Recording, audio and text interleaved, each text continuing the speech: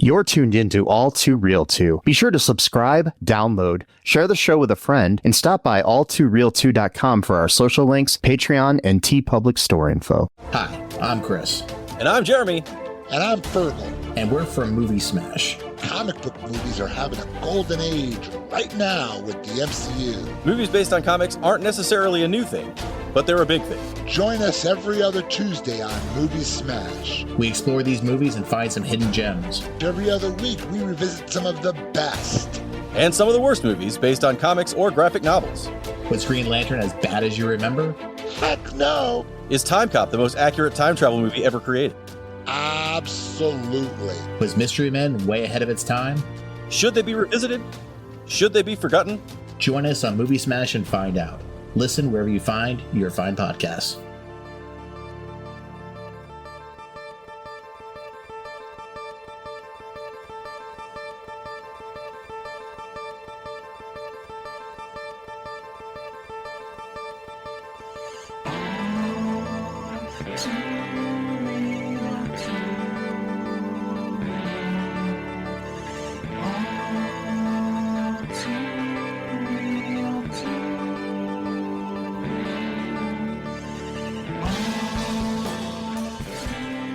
Okay, everybody, welcome to the latest episode of All Too Real 2. My name is Michael E. Cullen II, and with me, as always, is... Sesame Ball Grabber and Carta. So you're a ball grabber, huh? Yeah, I guess so. That's the name they gave me. So, nobody can see me because this is just an audio podcast, but I just wanted to mention the fact that I'm no longer within my body. This mad scientist took my brain... Yeah. And put it into an animatronic. I'm randomly in a Chuck E. Cheese body right now. I mean, yeah. You just got to do what you got to make do with what you got, I guess. Yeah. You know, so. I think for the rest of my life, I'm going to look like Chuck E. Cheese. I guess it could be worse. I mean, it could be worse. You could look like Donald Trump or something, or or whatever. So at least they didn't take the Donald Trump animatronic from the Hall of Presidents in Disney World and put my brain in that. Yeah, it's kind of good that they didn't do that. It'd be like the first time that Donald Trump ever had a brain in a body that looked like his. You could look like the rat from Chuck E. Cheese. I think you're doing better than looking like all of those guys put together. Have you ever seen... I went to that Hall of Presidents once. Yeah. When I was younger. This is like obviously before Trump was ever in office. Yeah. And, it's creepy as fuck. I mean, anything that's wax freaks me out. No, they're not wax. They're not. Okay. They're animatronics. Oh, okay. They're like audio animatronics, and there's just this uncanny. They got like they look like they've got all the presidents there, and wow. Yeah, you should look up video of it. It's really creepy, especially if you see ones that were presidents within your lifetime that you know what they look like.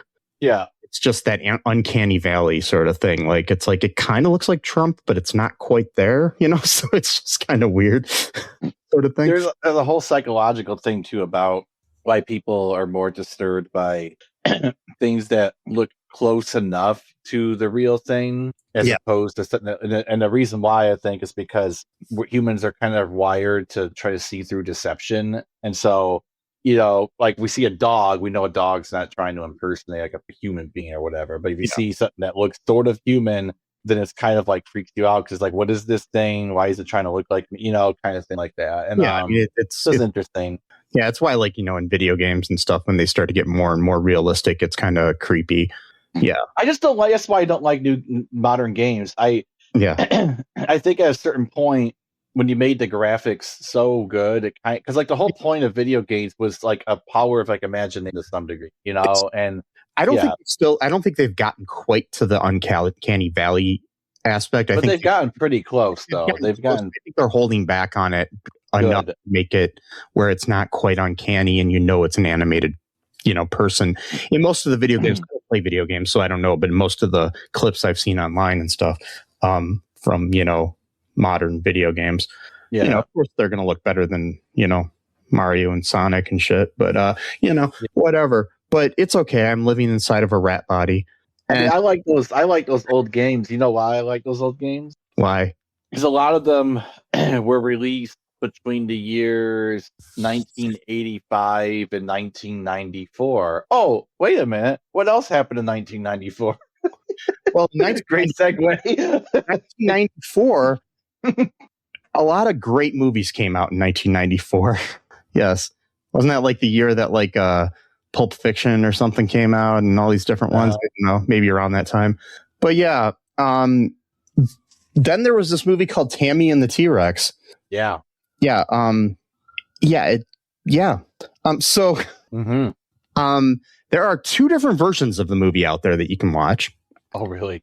Yeah, I think the one that both. Where did you watch the film? On Plex. On Plex.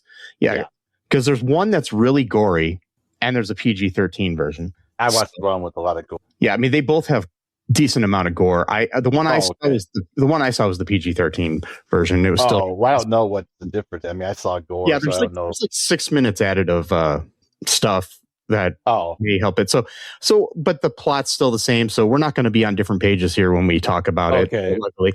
But I was just curious about that because Vinegar Syndrome released back in 2019, I think, the gore cut because somebody found they found a 35 millimeter print of the original cut of the movie that had more of the gore in it. The studio made him cut it down to a PG-13. So anyways, and by he, I mean the director of this film, Stuart Raffel, R-A-F-F-I-L-L, who we've already covered one film of before. Oh, yeah. Mac and Me. Oh, God, yeah. the McDonald's / Coke commercial. Yes. Yeah. So he directed that. He also directed a future film that I want to cover. Actually, two future films that I want to cover. The Ice Pirates. I also want to cover Mannequin 2 on the Move. Yeah, which I really like. But it's okay. I briefly remember watching the first Mannequin movie, but I don't hardly remember anything about it. I have the Mannequin 2-disc set that has both of the movies in it. So yeah, nice.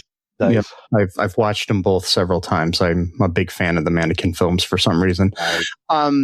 They're both cheesy and bad as hell, but that's okay. Yep. But yeah, he directed that.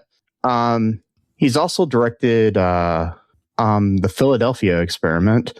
Okay, that's a good one. Yeah, just kind of weird, random stuff. Anyways, so he co-wrote this movie with Gary Brockett. I might be pronouncing that wrong, but now I'm just thinking of him as like a dancing guy at Radio City Music Hall.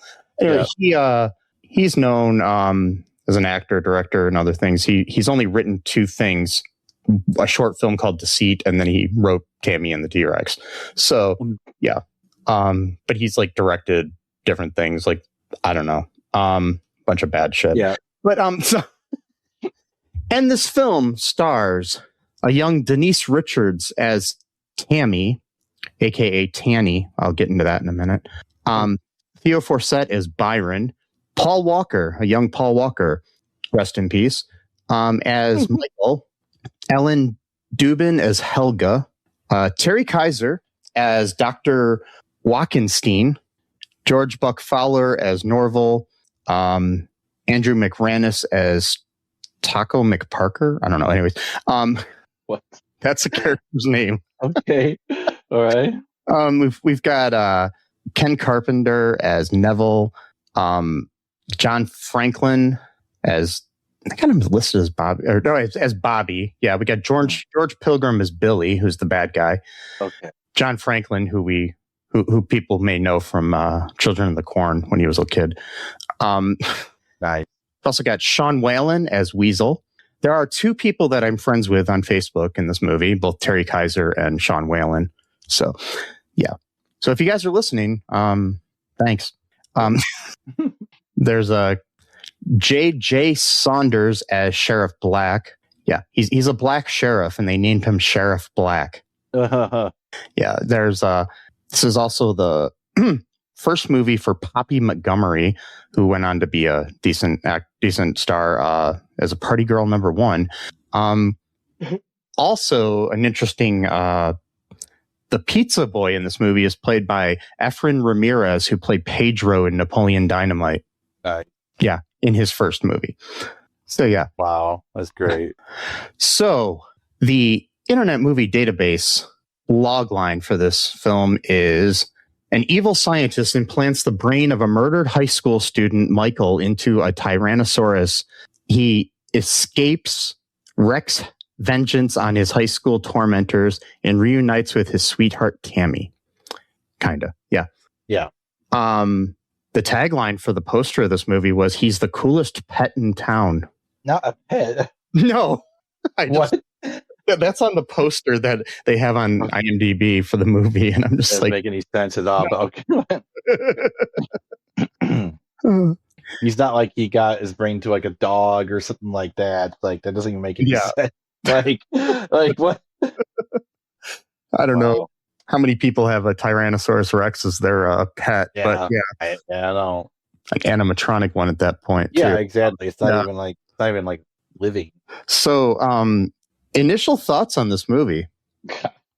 I don't know. It's like literally insane. This is one of the craziest movies I've ever seen. I mean, the premise alone is just out of this world, but the way it was made, like some of these scenes, I'm like, who writes this stuff? I mean, it's just like the way it was executed is just absolutely out of this world. Like you got the whole thing with like the fights between the guys. They're always grabbing each other's balls and they won't let it go and stuff like that. I'm like, what's going on here? And like the whole thing with Billy, where it's like, do the police even exist in this world? How does this guy not have a restraining order against them? Yeah, they have police. There's just yeah, but like, how many times is they're homophobic and sexist? But yeah, they're police. Well, yeah, I mean, it's 1994. And it's police. Yeah, but I mean, this guy Billy seems like he can just go where he pleases, no matter what, even though he should have a restraining order filed against him, and every time he breaks it, the police should immediately arrest him and like punish him somehow. Don't just release him for making threats against people. They're like, oh yeah, go ahead and go, it's fine or whatever. Yeah. So this film, before we get any into the plot more or anything, I will tell you this. I think this is one of my favorite movies ever. It's hilarious. It is, though. I loved it. But so a little bit of trivia here. First off, to save money, all locations were within 25 minutes of the director's house. During a production, a big fire destroyed lots of properties. Oh, no. Not part of the thing. That was just, like one of these probably California fires or whatever. So smoke is visible in the background of some scenes. Oh, Writer-director Stuart Raffel said in an interview, and here's the interesting thing about this movie, that the idea for this film only happened because they had access to a full-size T-Rex animatronic. A guy came to him who owned theaters in South America, and he said he had the T-Rex that was going to an amusement park in Texas. The eyes worked, the arms moved, the head moved. He told Raffel he wanted to use it to make a movie. So Raffel asked what the story was, and the guy said there wasn't one yet, but they had to start filming within the month because he only had the T-Rex for 2 weeks. Wow. So Raffel wrote the story in a week and worked on the script as they filmed. Even said he was constantly asking the cast and crew if they had anything better that they could add. I'm like, wow. Yeah, a lot of the gory scenes were deleted to secure PG-13 rating. Yeah. So they found that 35 millimeter print and re-released it as the gore cut. Interesting fact: there's speaking of video games that we were talking about earlier. There's a video game called High on Life that was released in 2022, and inside the video game you can watch the entire movie. Oh my god! Wow, it's just in the game. Wow. So there's several reasons behind this. Okay, so either the person who was making the title cards for the movie fucked up and thought that the main character's name was Tanny with N's, or that was the original title. We're not really sure. Okay. So the title card, like seen on the restored uncut version, says Tanny and the Teenage T-Rex. And it also credits throughout the whole thing Denise Richards as Tanny instead of Tammy. So they're trying to do the whole like teen movie type thing, like come see this cool movie, bros. It's awesome. So during filming, a stuntman got bitten by the jaguar. I know. Oh no. Oh no. Yeah. Please tell me they didn't kill the thing. Did the animal? Did they? I don't know. It doesn't say. Oh no. All right. During filming, 23-year-old Denise Richards dated 21-year-old Paul Walker. Okay. Which is interesting because I don't think they had any chemistry whatsoever on screen together, but that's just me. Well, they seem to offer their real relationship, so yeah. I don't know. J.J. Saunders, his final role before his death, he was the sheriff, black. I'm assuming all the wild animals are okay because Stuart Raffle is a supporter of conservation of wild animals. Okay. So yeah. Yeah. Efren Ramirez, who, we know from Napoleon Dynamite, also worked with Ellen Dublin, who plays, Helga or whatever, in Napoleon Dynamite. They were both in that movie. Oh, wow. Yeah. Yeah. So an interesting fact here too. So the end of the movie, which we'll get to later, we'll talk about what that is later, is interesting because currently Denise Richards is working as a OnlyFans model. Oh, really? So, yeah. But anyways, back to the movie and the plot. What goes down in T-Rex Town here? Okay. Michael is dating Tammy, and Tammy's ex-boyfriend, Billy, is always stalking her and harassing her, and then gets into a fight with Michael because he doesn't want to run away from the bully. And so they get into this huge fight. And by the way, the security people don't come in until like 15 minutes after the fight starts. So where were they the whole time? But I don't know. Like you could let like a whole brawl take place before you intervene. Like, not to mention the fact that Billy looks like he's about 45. Well, I know. No, he's got like a Rick Derringer look to him, like and so during this fight, they each grab each other's balls and they won't let go until the other one lets go. But neither of them are going to let go because they don't trust the other one to play fairly. And what's that? I've only been in one fight in my life, and I don't know about this thing. I mean, is this a thing people do where they just grab each other's? I've never seen that. So that's like that must be like a Tammy T-Rex unique thing or whatever. Because I've never, and like Billy, he's so exaggerated whenever he gets grabbed. Like, like at first I thought he was like joking, like he was being sarcastic, like pretending that Michael like hurt him really bad. Then he was going to get up and start laughing, but no, he just kept crying. Like, oh, he's not joking. Okay, he's actually in a severe amount of pain. And it turns out that Michael was actually wearing a cup the whole time. That's right. He was pretending to be in pain. And so how would Billy not have noticed that he was wearing a cup? Don't know. Yeah, exactly. Who knows? And so Billy's like, I'm going to kill you, blah, blah, blah. And so like, there was actually a fun little twist here because like we're being led to believe that Billy's going to kill Michael because he's a raving psychopath and he's super violent. And the police in this town don't seem to do anything except for make homophobic jabs against the sheriff's son. Yeah. Which that seems inappropriate on multiple levels right there because now you're making fun of chain of command. So but he's a black sheriff, so I guess that's count. He's Sheriff Black, and he's Black Sheriff. But no, it's not actually Billy that kills him. He tries to kill him, but is unsuccessful at doing so. So Tammy's like, come over.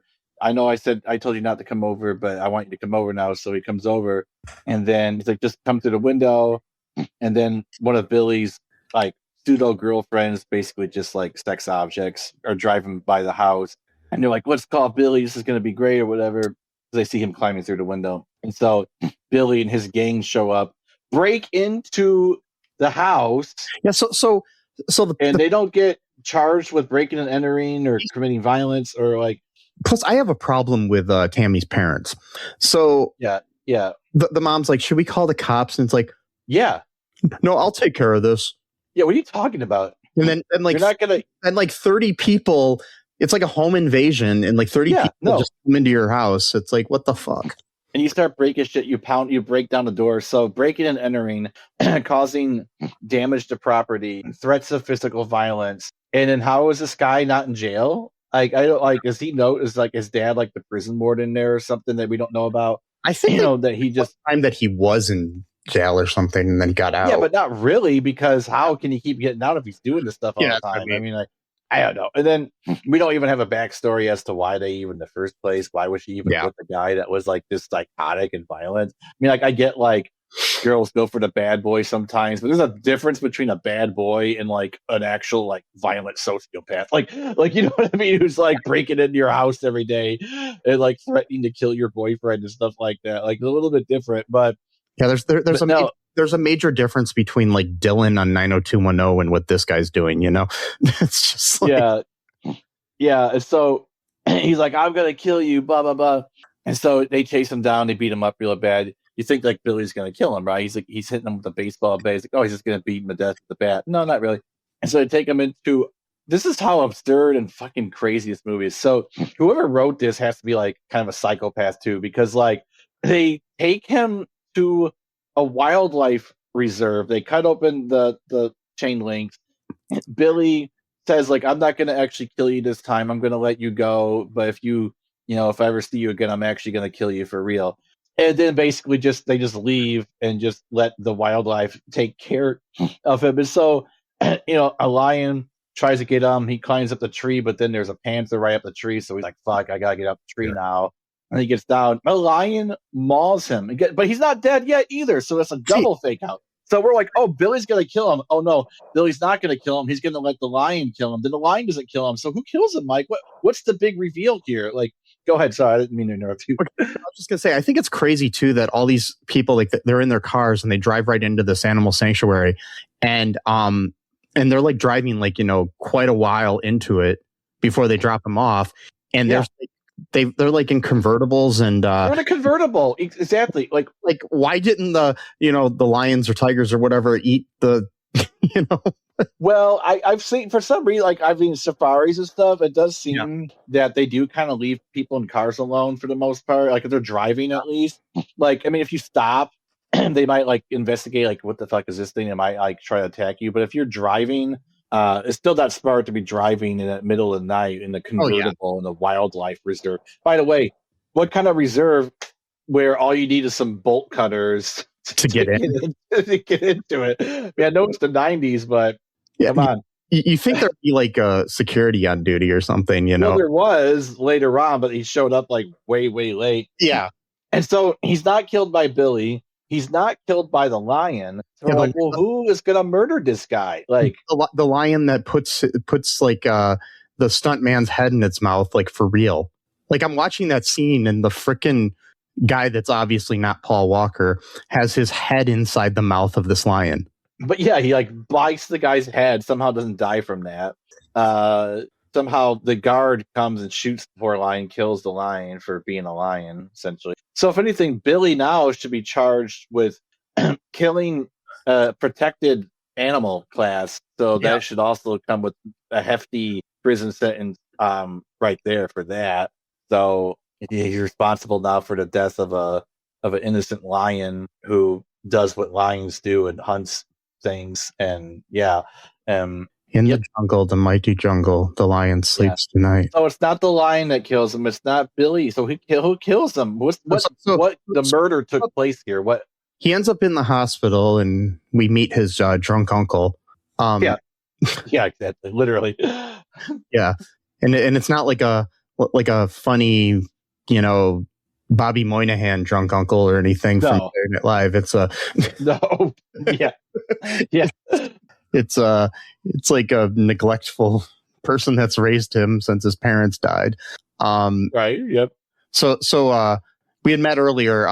We hadn't mentioned we met Tammy's like best friend, who is your stereotypical gay black kid. Oh, right. Yeah, exactly. Byron. Byron, who's also the son of Sheriff Black. So Byron Black, and not anything bad here, but he's like wearing like stereotypical early 90s, black attire, like he just, I don't know, I guess walked off the set of a Queen Latifah video or something. Right, exactly. But he was still, I mean, he did a good job at the role he was given. He was my favorite character in the movie. Yeah. But it's like, but it's just funny. They totally play up the stereotypes. But that's okay. Nothing against. We're almost kind of winking at it though to a degree as well. I can kind of like. Yeah. It's just sad. They knew what they were doing. Like, yeah. It's just sad that like at that time we're still in this. I mean, it's at that point where, you know, a gay guy can never be like the lead in the movie. It's got to be the best friend. It's got to be a best friend or someone who's super flamboyant or like the humor, like the. I mean, back to Mannequin. You know, there's a character in those movies that's completely similar, completely over the top, flamboyant black gay guy. But anyways, the so Byron, he's pretty cool. Byron and Tammy go to the hospital to visit him, but then we get this crazy doctor that Terry Kiser plays, and Terry Kiser, if people don't know, is Bernie from Weekend at Bernie's. Oh, really? Nice. Yeah, he's the dead body. Nice. And I need to go back and watch those movies, but you know, it's like it's funny that he's just the dead body in those movies. But I know, it's great. He's also in like he's in a lot of things, but he was also in I can't remember which one, but one of the Friday the 13th movies, and he's really good in that. He's also in Mannequin 2 on the Move. So that's probably how he got the job in this movie, because he had already worked with the director. Anyways, he comes in with his sidekick Helga, who's like this tall, vaguely European German type woman. We don't really know what she. Yeah, and she's like super sexual. Like she's always like wanting to do stuff with him, and he's kind of like turning her away a lot. Like, come on, we're doing business, you know. Like, and he's kind of like vaguely European too. Yeah, Walkenstein was his name, or Walkenstein. Yeah. Yeah, it's like a fake name. I'm not even sure it's the real name or not. It might just be a fake German name. Like, I don't know. I wonder. I don't know yet. But anyways, he basically comes in there, and you know this hospital has the worst security, as you know, along with everything in this town. Exactly.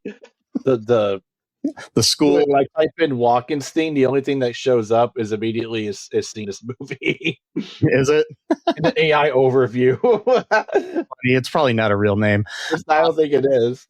So, but there's no security at the hospital really, because they just believe that this doctor, for some reason, they just let him go into the, you know, I mean, it's funny how, like, you know, like, for example, like most hospitals, I know the security in the 90s might not be as good as it is 30 some years later, but you know, like I was at the ER a couple of weeks ago, and the nurse had to, like, you know, swipe a card in every door that opened before she took me back to the room I was going into, you know. So it's like, so it shouldn't be that easy, you know. Somebody should have to let you in, but they can just walk right into the hospital. And always like that in movies, though. In movies and TV shows, like, you know, you always have those like episodes of like Criminal Minds or CSI or some of those where somebody walks into the hospital, and or like I think about like The Fugitive or something. They just walk right into a hospital and nobody stops anybody. Anyways, he comes in there and he's like basically declares the kid dead. I know. And they're like trying for like 20 seconds to resuscitate him. Yeah, and it's like, oh, it's sad when young people die, blah blah blah, whatever.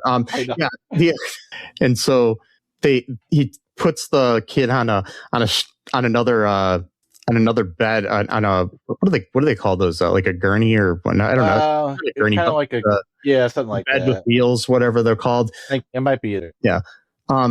Goes into that, and then Helga wheels him out of the hospital after doing a couple, like, I don't know, Marx Brothers sort of things, like where she's running into walls and stuff, and like kissing the dead body was weird, and things like that. Okay, anyway, like the dead teenager, who I'm assuming he's underage too, so it's like creepy. I thought they were like about to graduate high school. I don't know. It's I don't know. It's hard. I mean, it's so fucking weird no matter what, but damn, that woman's weird, Helga. Yeah. Yeah. And so, he steals the body, and then he takes it to this place, this warehouse where he has a animatronic T-Rex and a guy that's a computer genius played by John Franklin from Children of the Corn, who's like able to control it with a computer and stuff. And for some odd reason, he has this idea, which I kind of think might be a good idea. But the way he's going about to test it is not the best way, you know, where you just steal a teenager and put his brain inside of a animatronic T-Rex. Like, my thing is like, why was that your first choice for you want to make it so people can live forever? Like I was saying earlier, like, you know, if you want to put it into like a robotic body, like an animatronic where it can control it, like, why don't you, like, I don't know, steal one of the pirates from Pirates of the Caribbean or something, you know? I mean, fuck. Why would your first choice be an animatronic Tyrannosaurus? Yes. Like, why for one thing, why would anyone even want to live as a T-Rex? I know. You know what I mean? Like, unless you're just like weird, not as a teenage boy football player now who suddenly body of a dinosaur. Yeah. What? And so they start, like, he cuts open his head.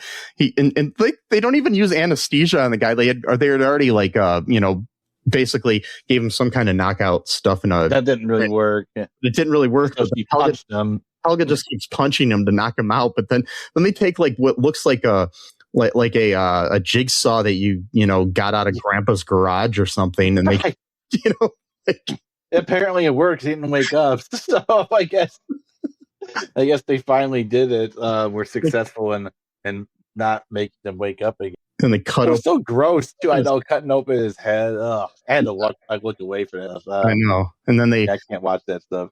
They put his brain in the dinosaur.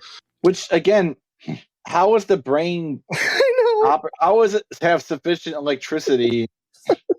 Because after a while, when it's not hooked up to anything, he's just walking around town. What's it hooked up? Does it have like a backup charger, like generator inside the body of the dinosaur? I mean, how is it being powered? Like, animatronics work on hydraulics and stuff, but you still need, like, you know, some kind of something to power them. It's just like, you need a power source for this thing. Exactly. You can't, because it's not. See, that's the thing. It's not like it would make more sense if they found, like, somehow to reanimate a real dinosaur, take out its brain, and then put Michael's brain inside of it. Because then at least, you know, because it's a living being, but something that needs to be powered. I don't understand it. And this is like, you know, it's kind of like a Frankenstein sort of thing, but with Frankenstein, he brought back to life, like, a dead corpse and stuff, you know, and this, they just kill a, like, 17-year-old kid and put his brain inside of it. And with Frankenstein, he so many unsuccessful attempts of doing this as well. It wasn't just the first time and it worked, like, you know, type of thing. But yeah, I mean, I guess it's like movie science. You don't have to ask how it works, but it's just, I know, but there's something that I know makes a little bit of sense. So he kills the dude after they order pizza. Yeah, there's this big strong dude, Meathead, is also part of the team. What's his name, Victor or something like that, I think. Yeah, I can't remember. Yeah, I think it was Victor, and he was killed as well. Yeah, they but that's later. But but the one thing I wanted to point out here, though, first is that they're eating the pizza. And the pizza was just, you know, dropped off, you know, the guy freaked out of the dinosaur. But they're throwing the crust of the pizza inside the top of Paul Walker's head. I know. They don't give a shit. Yeah. They're very, they don't have any. Like, we got to put it back together because we got to take it to the morgue. And it's just like, yeah. So anyways, the dinosaur does kill the big oafish dude. And, okay. And then what happens to Bobby? To Bobby? The small computer guy, the small guy with the glasses, the computer guy. The computer guy. He, he's his head bit off after something. I don't remember now. Yeah, well, he gets crushed. I think he's crushed. No, he gets crushed, right? Yeah, he was like he was taunting The dinosaur. Oh, that's right. He was taunting the dinosaur, and then he just like his him, robotics are better than a brain. Yeah. He was taunting Michael, and then I think he just like stepped on his head or something. I don't remember exactly what he did. He bit one of their head off. I don't remember which one, but I know he crushed one and bit the head off the other. I don't remember. Yeah, he crushed the big guy and he bit the head off. Okay, the little guy. Okay, yeah. And that was because Victor had left for a while, and so he came back, and he's like, he just saw the pizza like laying on the floor or some shit. I think like, what the hell is this? And then he gets killed. So basically, he just goes on like a murder spree now, and just killing everyone who was involved in his murder. So he goes after like the murderers first, or like the actual people who murdered him. I mean, I guess a few of the people. And then he just goes around town. He kills Billy at a party. At one point, kills his bunch of his friends, his girl, not really his girlfriend, but just a woman he has sex with. I guess he's trying to. Yeah, this girl that's like obsessed with him. One of the girls that told him earlier that Michael had snuck into Tammy's room.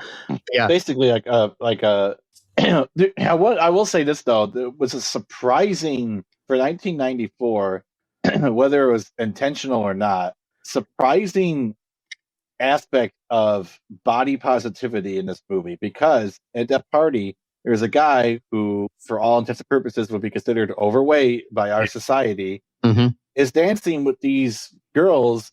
Yeah, and they're like all for it. Like they're not doing it as like a joke, like to make fun of them. Like I'm like, that's kind of interesting to see in a 1994 movie. Like body positivity in a movie that also has homophobia. It's great. Well, that's what I'm saying. You can't have it all.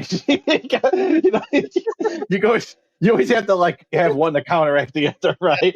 You can't just have like a good movie where everything is good. It's always got to be like, remember that episode of what was it? Brooklyn Nine-Nine. Yeah, where the guy, the chief, is like, yeah, he was homophobic but not racist, which was actually pretty good back then. His old partner, I mean. Yeah. So something like that. Yeah, one interesting thing is too. So like he takes the girl to his convertible to have sex with her. Yeah, and his stupid ass convertible. God. And so that scene was really interesting because it points out how insecure Billy is. Oh, I know. Because he's having sex with her and he's like, I'm good, right? I'm good, right? Yeah, because she starts screaming, but she's literally screaming because she sees Michael stand but right before them. Like he needs reassurance why he's having sex with her that he's good at. Well, yeah, because that's why he's a bully Billy over here. They're always like that. They're always insecure little bitches, So, but at the same time, it's like, dude, you should be able to tell the difference between screams. Like that was not but it's also not a pleasure scream. That was a terror scream. It is interesting though that he was actually at least concerned about her having pleasure too. So he was like, I'm good, right? Like I'm. So again, that's it. That's another accidental positivity thing going on in this movie. I don't think they meant to do it, but then again, I think it was more for his own. Selfish. I'm good, right? So it makes I know. I'm just joking about himself, but and so Michael rips her leg off, kills her. She's such a coward. She asks Billy to save her and just runs away and tells everyone it's a monster. So then at the one point, like he rips off her leg and stuff, but at one point he like Billy's like freaking out and he runs up to a tent where people are hanging out inside and they think he's just joking that something happens and then his head gets ripped off by the. Michael bites his head off. It was kind of fast. I was kind of hoping that he wouldn't get Billy until like a little bit later in the movie, but that's fine. I was kind of hoping for more of like a extended revenge, but it wasn't really about revenge because a lot of the movie was more about him getting to. Yeah, because they got Tammy. Weasel earlier too because he peed on him, but yeah. Well, it's like Weasel was mocking him. Yeah. Again, what I don't understand is how are you guys not like interested in like the guy's like, who brought this piece of shit here? You thought someone just happened to randomly drop off like a 20-foot animatronic T-Rex in the yard? Like what? Like who would do that? All of the parties I went to in high school, we had like prehistoric animals there. Yeah. don't know about you. I mean, you know, my favorite was when they brought the Velociraptor in, or the Velocipaster showed up to the Christian as well. But to a Catholic school, so we always had the Velocipaster there. It was great. Yeah, exactly. You know, so he's off, doing his thing. Yeah, the pastor of my school was a Velocipaster. And we had a T-Rex as our president and our principal and stuff. Yeah, it was great. Mm-hmm. Good time. Good stuff. Good times. Good. Yeah. But yeah, though everybody's freaking out, and it was funny. Like, okay, so the hands earlier though. Yes, the hands. Yes, he escaped earlier though. He called up. I forgot about this. He used the payphone. And his hands like are very like dexterous or whatever, like where he can like he's trying to get like a coin out of the phone and stuff, and then he dials Tammy's number and calls her. It's just so funny because the hands are like totally just like some gloves on. I know. It's just hilarious. And he just like breathes heavily, and that's somehow supposed to know it's him. Yeah. Like, okay, I don't understand how she would know from the breath of a dinosaur. See, this is the other thing. This doctor, why didn't he think through this whole situation with the T-Rex, where if he wants to make people live on, to allow the T-Rex to speak English or something? Exactly, to communicate. Well, it's a prototype. That's why he was getting started. He needed money. This was like his big investment. He's like, invest in my stuff. I looked into it, and I guess there are studies that the vocal cords and stuff of dinosaurs back then were very similar to our own. Oh, really? So if it was a real dinosaur as opposed to an animatronic, he may have actually been able to talk. Like actually speak a language. Interesting. Yeah. So I wonder if humans now are descendants of dinosaurs. That'd be interesting. Yeah, that's how we get the Velocipaster. But that's how we get it, exactly.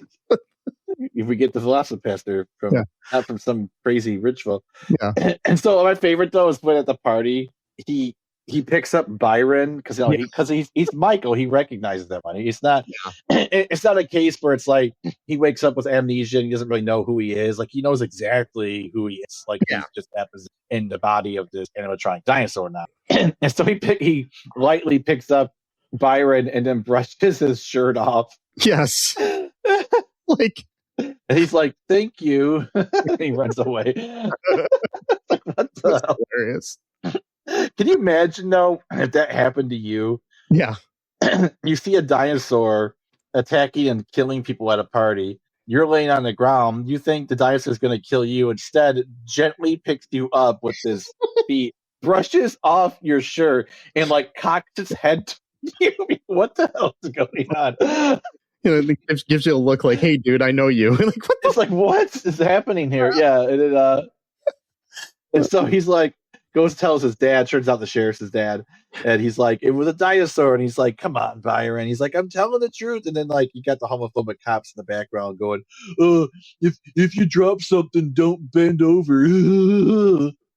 Okay, God. Which is so weird too because the homophobia doesn't even make sense from their perspective. Because if anything, Byron's supposed to be the effeminate gay person. So why would he be the aggressive one? Exactly. Like, it doesn't make any sense. Like, it doesn't even you can't even get your own prejudice correct. Like, homophobia never makes sense anyway. So it doesn't. But like, at least have the decency to like be this thing. Yeah. I don't know.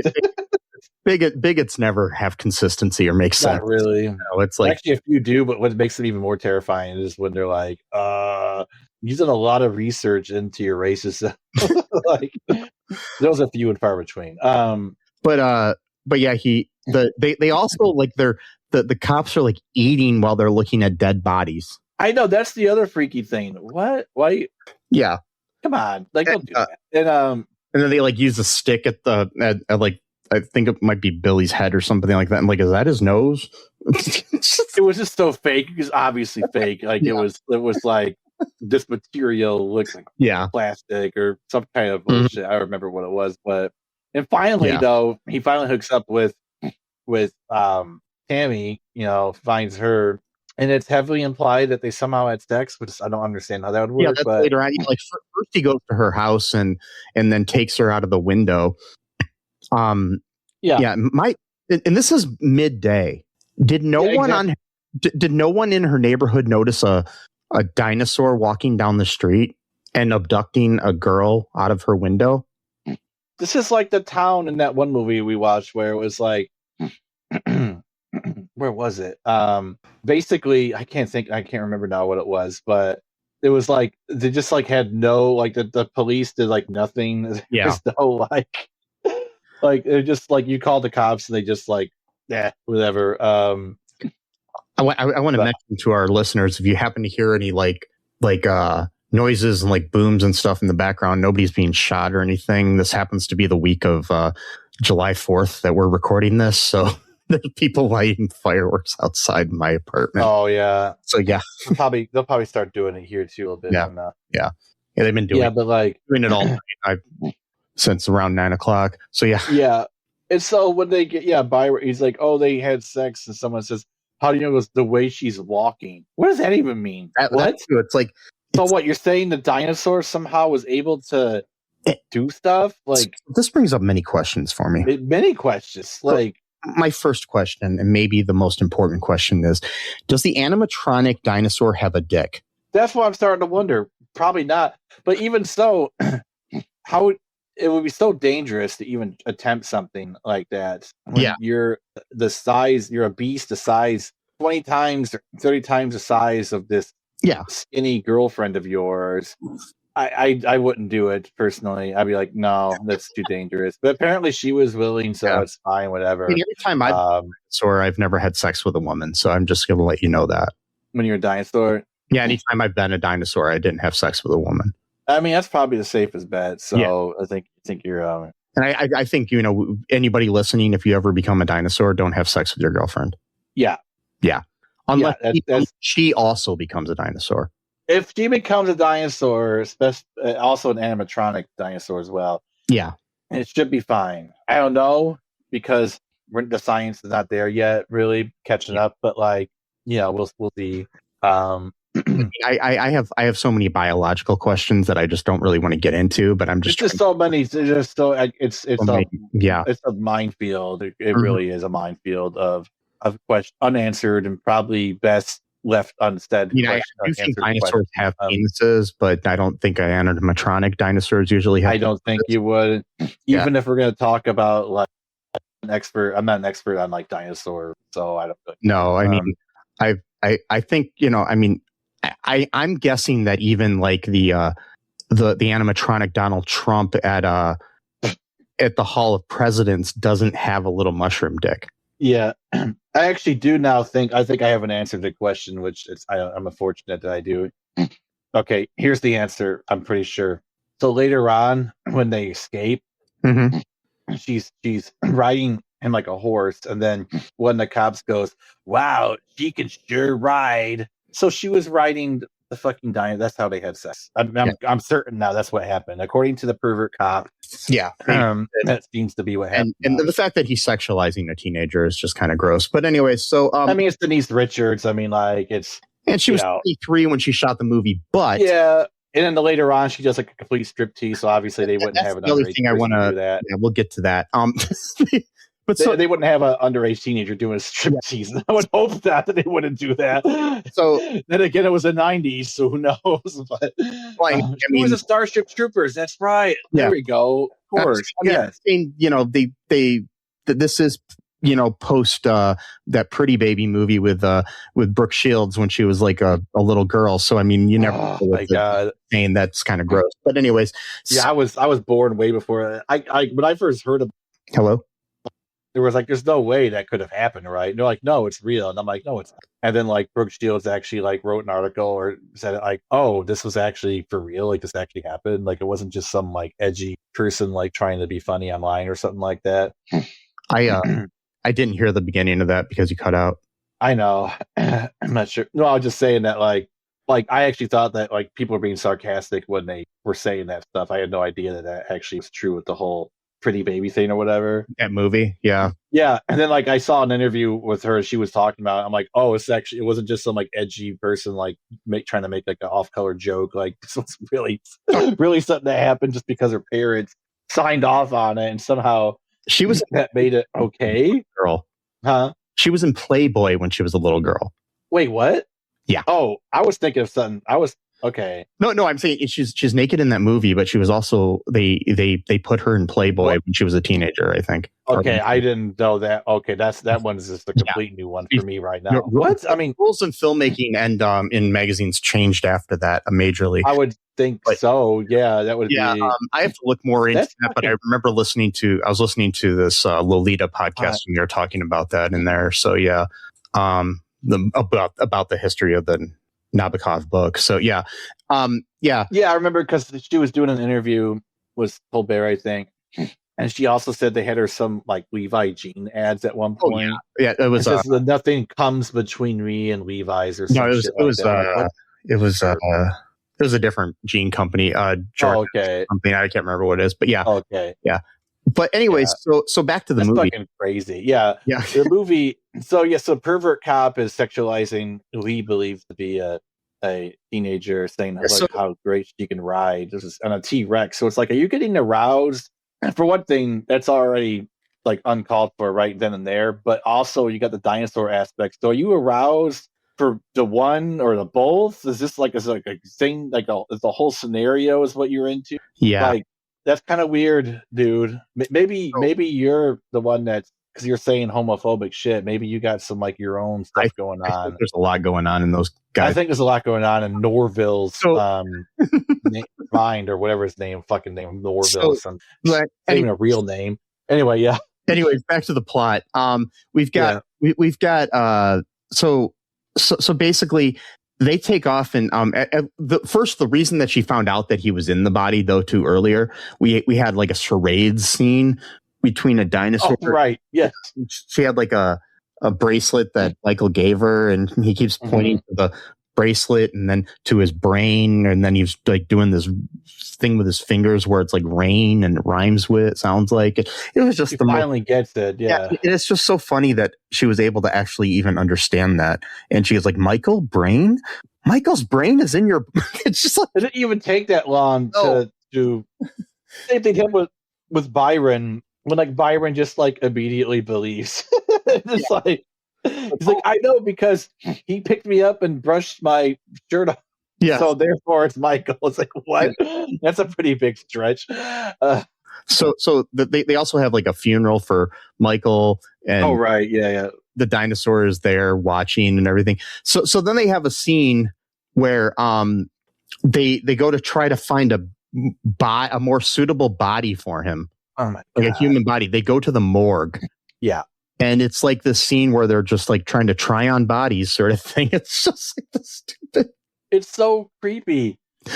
But the way they're having Byron pick him up and show it to the window. And it's like they're shopping or something. It's just like, what the fuck? And he's like putting his thumbs down. Yeah. And then like at one point they have a black guy and he says no. He's like, I hope that's not a race thing. Yeah. No, we just want someone who looks cute. Or whatever. And then at one point when they bring the female body, he's like not sure right away. Yeah. So he's like, I don't want a girl. I don't want a girlfriend. I want Michael. Oh God. So anyways, they go on this like they start going this Walkenstein, what is the name? Walkenstein? I think it's Walkenstein, yeah. Walkenstein goes on like this, pursuit of them. And so the basically what ends up happening is like eventually Michael kills the doctor at this barn that they went to hide. Yeah. So the police officers like basically destroy the mechanical dinosaur by, shooting at him. We don't really see much shooting there because you probably didn't want to destroy the animatronic that you borrowed from this guy for a couple weeks. Borrowed from them. Which again, why I don't understand how this works. Well, yeah. So is he dead now because of the body he's in? That's not even a living body. Yeah, but I also have questions about the body too.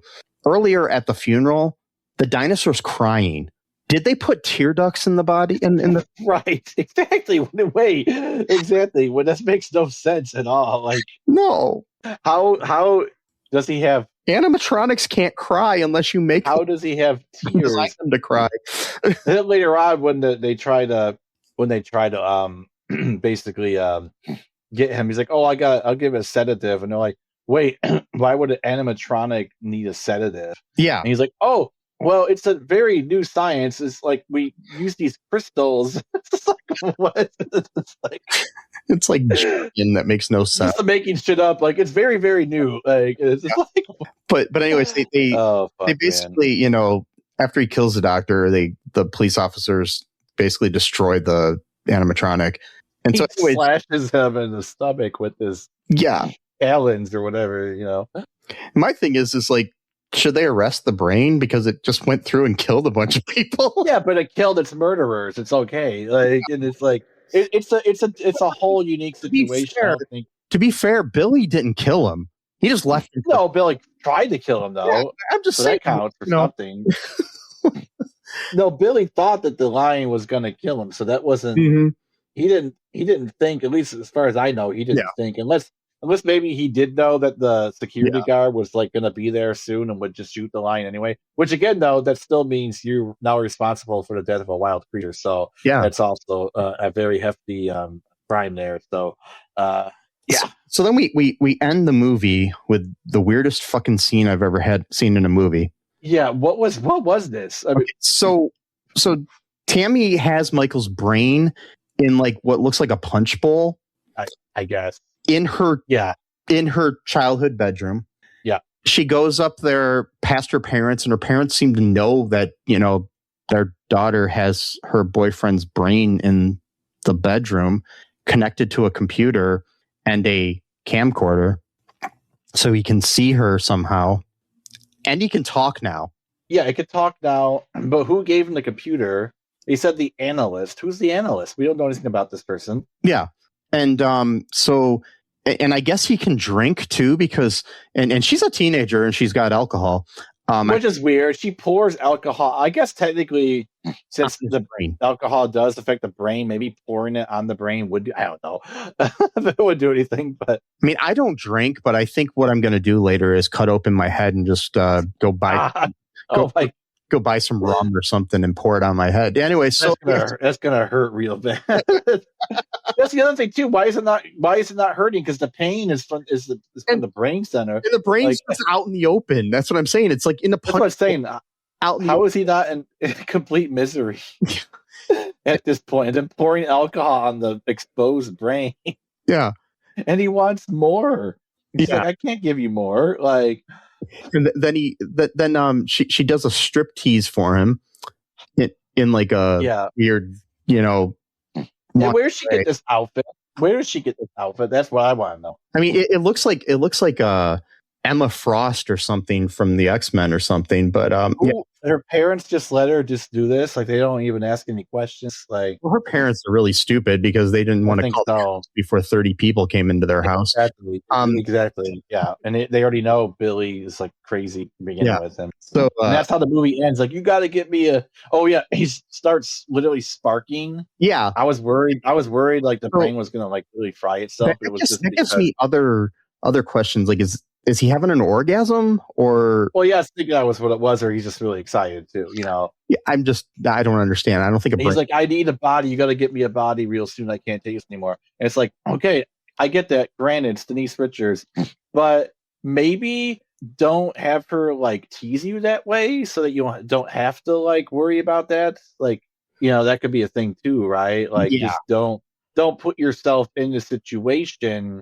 where you're a prude. You can't take it anymore. What's that? You're a prude. I'm joking. No, I'm just saying, like, it's obvious. Like, don't have your girlfriend dress up in like stripper wear when you can't actually do anything with your excitement. Maybe just don't have her do that for a while until she finds you a new body. I don't know. Yeah. That could be something. But I'm really sad there was never a sequel where she like went around and, you know, just like kept, you know, like watching the news to see if like somebody got hit by a car or something so she could take the body. And she just like, this one's it. Like, you know, this is my other thing. Okay. So, but now that I'm thinking about the biology of all this, so let's dig into this for a minute. So, earlier in the movie, Dr. Walkenstein starts pressing different parts of the brain to make the body do certain things. Yeah. Right. So I'm not neuroscience guy or whatever, but then I would assume since like this butt in the brain makes you kick your leg out, the other one he calls an erection. Yeah. So is there a thing where you could tap a part of the brain that essentially just gives you an orgasm? So couldn't she just be tapping that thing constantly? Or, Yeah, but that he could still... does your brain then feel like it's having an orgasm if you're not actually, releasing semen? I'm confused. Well, I would think so, because sometimes you could feel like pain in the dream, or sometimes you could feel stuff in the dream. Then again, no, you're still attached to your body, so I guess that would. Yeah. Maybe not. Yeah, maybe you can't. I mean, there is like phantom pains and stuff like that too. Like if somebody lost an arm in the war or something, and they still feel their fingers or whatever. Yeah, I don't know. He could feel the alcohol being poured on it, so that obviously, so it can feel a physical response through the alcohol. So why isn't she just tapping that brain? And does he need to have the alcohol before he can?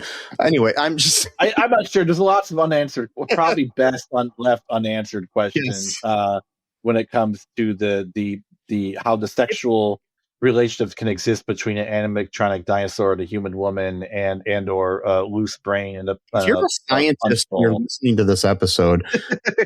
Please reach out at mike@cullenpark.com. Wouldn't it be hilarious if there was just randomly going through podcasts and just lands on this?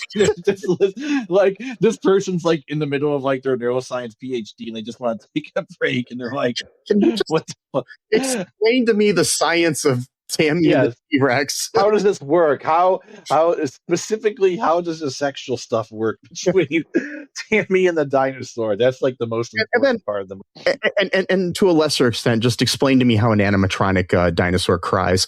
But yeah, exactly. Real tears apparently just streaming down its face. Yes. After the uncle is talking about how he really misses him, which again is so weird because we have no indication this uncle cares about him at all. Like even when he died, he's just like, "That's a terrible thing." What? Your nephew just died. Like what? Okay. Anyways, do you have anything else you want to say? No, I don't. No. I think we've said everything there is. We've said everything that needs to be said about this. Yeah. They should make a sequel though. I would watch a sequel, like a Tubi. Like a Tubi sequel, that would be kind of cool. It kind of sucks that Paul Walker's dead, though. So, because they could give him another body, just like in the movie, right? So they could just say it's different. It's a different body and voice. That's the other thing too. So when they gave him another body, presumably he would have a different voice, right? Too, right? Because it's a totally different vocal cords and stuff like that. Like how the computer sounds exactly like Paul Walker. I just don't. Exactly. That makes no sense either. Anyway, we'll have to get into that, the mechanics of that later. But if you're a scientist, like a computer scientist or if you can like tell us, logical scientist or a neuroscientist or something like that, just let us know if you can answer any of these questions. This makes a little bit more sense than Weird Science when the woman was literally made completely out of computer. Yeah. So this at least you're taking a human brain that already exists and you're putting it into an animatronic dinosaur that's not powered by any source that we're aware of, and somehow the brain can still survive without any oxygen or without any kind of like but the brain was at one point a living thing, whereas a Weird Science is just a computer that manifests a woman. And I mean, no matter how many times incels have tried, that really can't happen. But just can't do it. I'm sorry, guys. Just can't. Don't try anymore. No matter how much you fall in love with your Chat GPT, you're not gonna. You're not gonna get your. You're not gonna name. You're not gonna get Kelly LeBrock to come out of your computer screen, or whatever. Yeah, I asked her to marry me, and she said yes, or whatever. Yeah. Okay, dumbass. Anyways, folks, thanks for listening to this. If you can, like I said, you can email us and let us know any of that stuff at mike@cullenpark.com. Also, go to all2real2.com and check out our TeePublic, our Patreon. You can join for free. It's a little hard to do it, but if you have any issues, message me about joining for free if you want to join for free. Also, you can do a free trial of our $1 a month plan. Our tier there, and you can get a lot of cool stuff. If you want to know more, just go to all2real2.com and click the Patreon link on there. And like I said, TeePublic, you can get a lot of cool stuff. Buy some t-shirts and junk like that. Also, just tell your friends about the podcast. That's the best way to do it. Yeah. Leave a 5-star review wherever you can do that. Comment below our videos on YouTube. Even if you just comment that you hate us, I don't care. Just comment. The interaction is good, man. It's all good. Also, like I said, just tell a friend. Tell a dinosaur. An animatronic dinosaur with a human brain inside of it. Maybe you can get them to listen to the podcast. Yeah, that'd be great. And be different. Be yourself. Remember that trans lives are human lives. No human is illegal. Fuck ICE. Free Palestine. And remember that I love you. And for the rest of my life, I'm going to be trying to figure out how a brain or an animatronic dinosaur has sex with a girl until I figure that out. Sesame loves you. I do. And until next time, bye-bye. Bye-bye. Thanks for listening to All Too Real 2 podcast, a Cullen Park production. Produced and edited by Michael E. Cullen II. Music by Matthew Hawes. Subscribe and share the show. Visit us at cullenpark.com.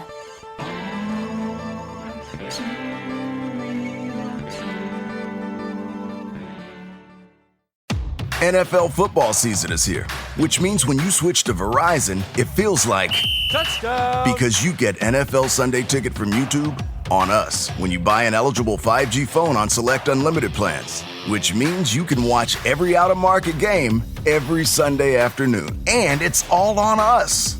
Now that's the Verizon way to kick off the NFL football season right. Switch and get NFL Sunday Ticket from YouTube on us, only with Verizon. The right window treatments change everything. Your sleep, your privacy, the way every room looks and feels. At Blinds.com, we've spent 30 years making it surprisingly simple to get exactly what your home needs. We've covered over 25 million windows and have 50,000 5-star reviews to prove we deliver. Whether you DIY it or want a pro to handle everything from measure to install, we have you covered. Real design professionals, free samples, zero pressure. Right now, get up to 45% off with minimum purchase, plus get a free professional measure at Blinds.com. Rules and restrictions apply. Close your eyes, exhale, feel your body relax, and let go of whatever you're carrying today. Well, I'm letting go of the worry that I wouldn't get my new contacts in time for this class. I got them delivered free from 1-800-CONTACTS. Oh my gosh, they're so fast. And breathe. Oh, sorry. I almost couldn't breathe when I saw the discount they gave me on my first order. Oh, sorry. Namaste. Visit 1-800-CONTACTS.com today to save on your first order. 1-800-CONTACTS.